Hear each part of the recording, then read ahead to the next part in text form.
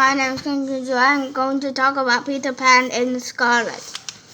Toothless Quest. Thanks to a storm, a million leaves had fallen to the forest floor ahead of the Wendy house. The splash sounded like water, but water would have been harder. They sank and sank. They sprang up again from the spongy mattress of twigs, leaf, and old bird nests. It was impossible to see what damage had been done, for down there among the undergrowth there are buried any night only the glimmer of fires darting angry about, lightening the torrents of dark waves wailing down on them. The Lego of Pan picked themselves up and wondered what to do. Wendy called everyone to her and checked them over for injured.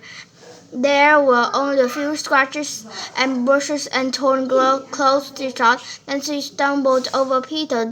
He was hurt. There was a trickle of blood coming from his nose. Quickly she pulled out the handkerchief from her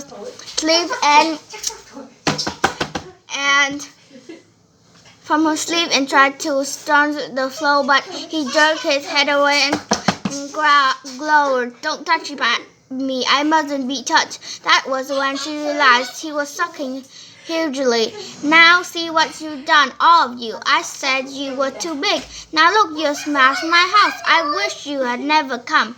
"It was a storm, Peter," says Wendy, so she has not been hurt by the fall. Her head hurt now. "I was better on my own," grunted the only child. The never tree lay along the ground, its roots leading gouts of earth. The storm murmured on the several of the tree trunk poster advertised Circus Ravello, finest show in Neverland, Beast Bardo. But the corners were curling and the paper was peeling as the paste fell in the rain. Somewhere the puppy was barking. The where of it seemed to be somewhere else. Their whistle and shout fetched only hoots, growls, and hisses from the undergrowth. While things were plowing, the neighborhood was either could see better than theirs in the dark. "I can hear Bobby," says a twin, "somewhere underneath us. I do believe it has found our dear old den," says the other. "My den!" barked Peter. "I just don't use it anymore." Found their way up to the circus of toadstools that marked Peter Pan underground den and clambered about trying to remember how to get in. Years before, each has entered by sliding down their particular hollow tree. Toothless found her tree, but found too that she did not fit it.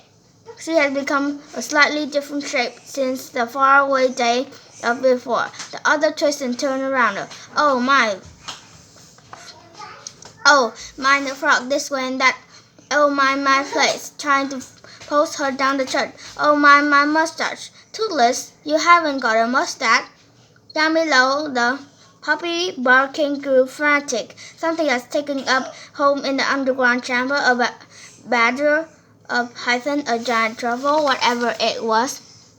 Puppy had a very low opinion of it. In fact, as Toothless was trying to get down, the puppy was trying to get up, so that neither could manage. The something began to stir and move about. "So that's why you don't live down there anymore," says lightly, edging backward, shivering in his evening shirt and bare legs.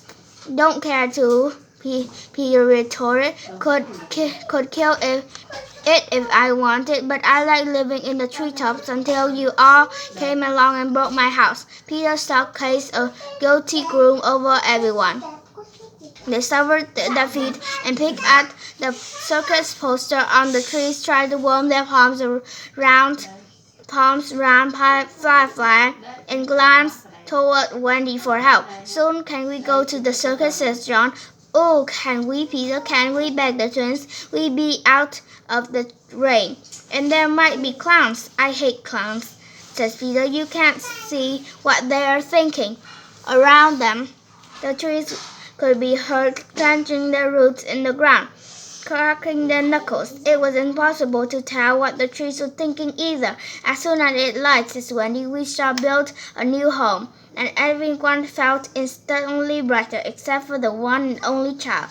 Perhaps adventure was calling him, or perhaps he had grown too used to making all the decisions.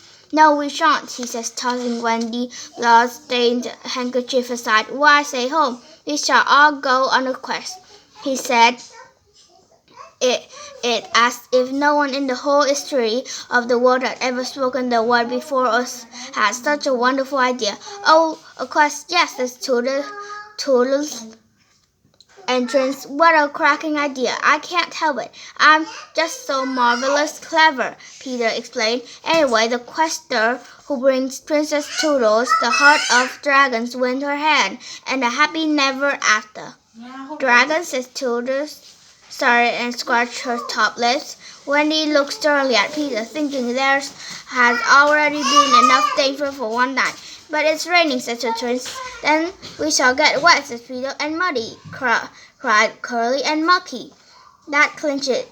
Adventure and the chance to get dirty were calling too loud to ignore. The twins said they would go washing together and share the prize, since Toodles had two hands, slightly as if she could win half of a kingdom instead of Toodles' hand.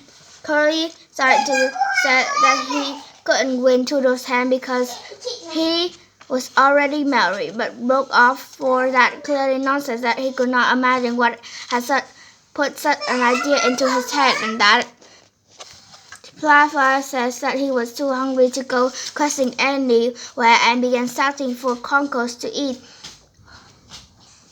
When the tall hat chimney suddenly came rattling out of the tree canopy, he took shelter in it, out of the rain. The quester snatched up the dead wood to use for the sword. That it, bye.